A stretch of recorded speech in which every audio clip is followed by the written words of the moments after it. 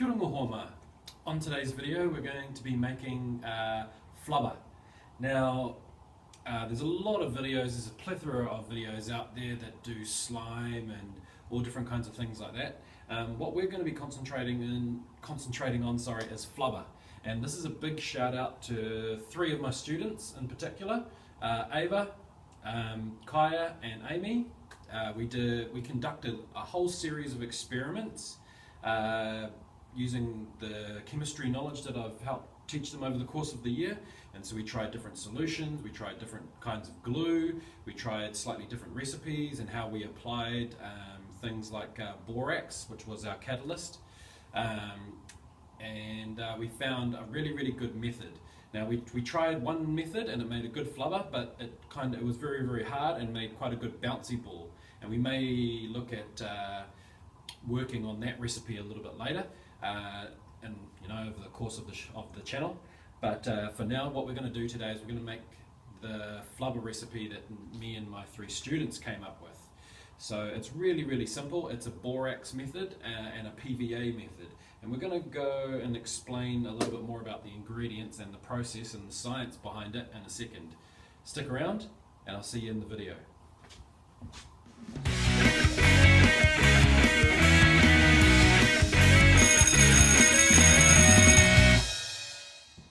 So back again. We've got basically three ingredients to make this flubber and one optional one. So the optional ingredient is going to be food colouring or some kind of dye, and that'll help colour your flubber. And when I say, you'll see why it's going to be flubber at the end. I won't go into too much detail about that in a moment. But the main ingredient, okay, is going to be a very cheap and nasty PVA glue. Now, there are a lot of the videos that I've seen, and a lot of my other students swear by using Elmer's glue, and that's cool. Elmer's glue makes a really good slime. But from the experiments that me and my students have conducted, that we've found that this glue in particular makes a good flubber. And not only that, it's very cost effective. If you go to the local hardware store and buy Elmer's glue, especially now in New Zealand, there was a shortage of PVA glue in New Zealand because so many children were going to the local hardware store, buying all the hardware store's stock to make slime and flubbers and all kinds of stuff like that. And that can be about $15–20 for the parents that are watching at home. This is a 250ml bottle, about the same size as an Elmer's glue bottle. Only cost me $2 from the local $2 shop, and it's perfect. And what we've found, going into it a little bit deeper, is that this PVA, if you don't know, PVA stands for polyvinyl acetate. PVA is literally like a liquid plastic compound, and so when it dries it turns into plastic, and everyone's kind of done that funny experiment where you rub it on a piece of your skin and you peel it off and it's got that kind of texture like dried up skin, and that's basically like it's turning into a hardened form of plastic, and that's how it adheres things together.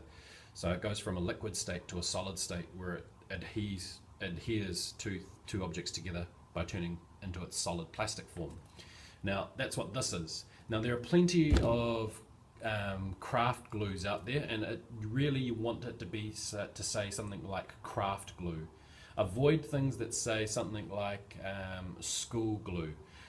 Anything that says school glue is generally a diluted version of PVA. And so you'll find it won't coagulate, and that's the part where you want it to start to turn into slime or flubber or any of these other putty kind of things that you're trying to make. Now, like I said, school glue is diluted in some way, so when you're adding your borax, it just doesn't do anything. It goes, it almost is turns like whey and kind of cottage cheese. It sounds really gross, and it is. It doesn't. It coagulates in parts and not in others, and it just doesn't make a uniform blob like slime, putty, and flubber. So this one makes a really good flubber, I've found, particularly in the method that we're going to use. Now this is just standard borax that you can get from any local hardware shop. This is going to be our catalyst.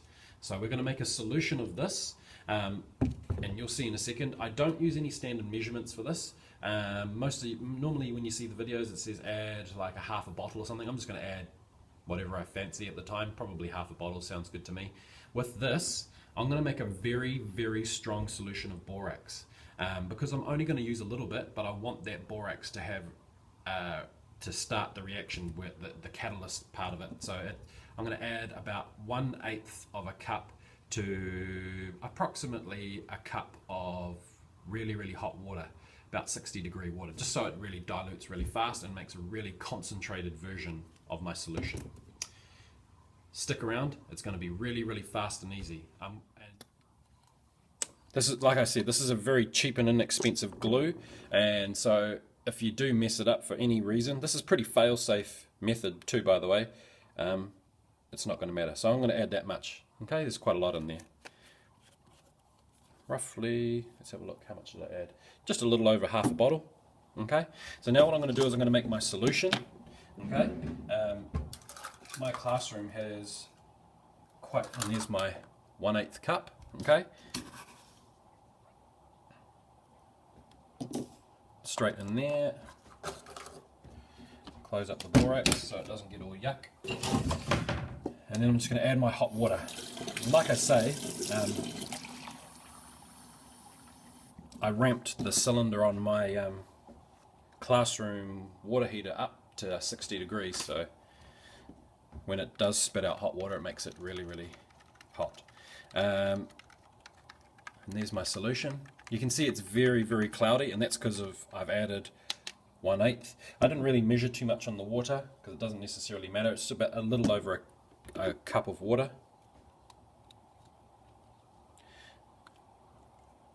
A few drops of food coloring.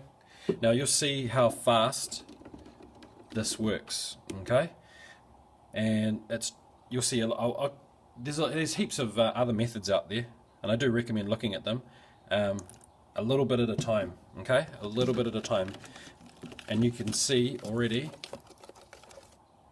how it's, sorry about the light, how it's starting to kind of congeal into a ball. So I want to try and get as much of the glue in there as possible.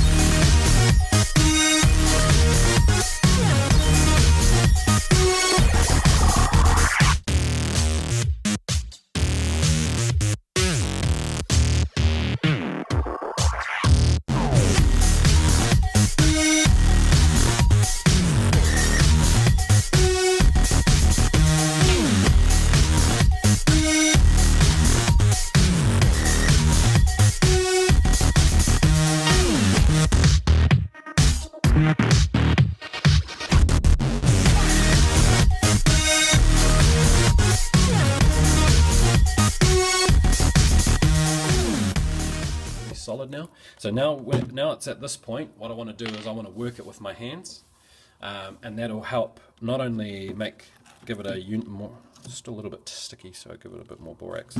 Not only will it make it a uniform consistency when I work it with my hands, but it'll help incorporate that color a bit more. So you can see how simple a method this is.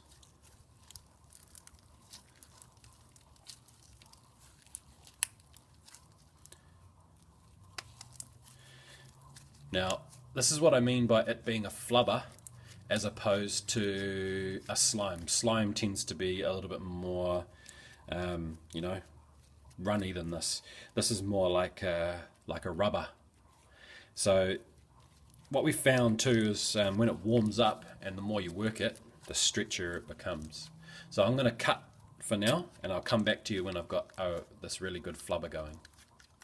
So back again at the end of the video, and you can see here is my flubber. Nice realistic green flubber with a little bit of red in there because I was mucking around with the stamp before and got a little bit of ink on it, but that's okay. It didn't. The ink went straight onto the flubber and didn't get any on me. But you can see now how it's very, very smooth, and that's because I've been working it in my hands for the last 10 minutes or so. I find that the flubber tends to be somewhat, it's like a stress ball. It's a little bit more relaxing than slime. Slime, you kind of, oh geez, don't get everywhere. Or it has its own qualities, but yeah, I kind of like the flubber better. But you can see here how it has that kind of rubber quality to it. Slime would kind of dribble a little bit. This is very solid. It's not as viscous, I suppose you'd say. But if you can gently stretch it and use the rubber qualities of the flubber. And the more you stretch it, obviously, the thinner it gets and the more translucent it gets, so you can kind of see the light passing through it. But yeah, really, really fun, and I recommend trying this method out. I'm sure there's already a method out there like this. This is just my version of it. But if you like that video, hit like. If you want to subscribe to the channel, hit subscribe. We always like new people turning up and leaving their comments. But yeah, for now, it's ka kite, and I'll see you next time on Mr. Ashley's Place.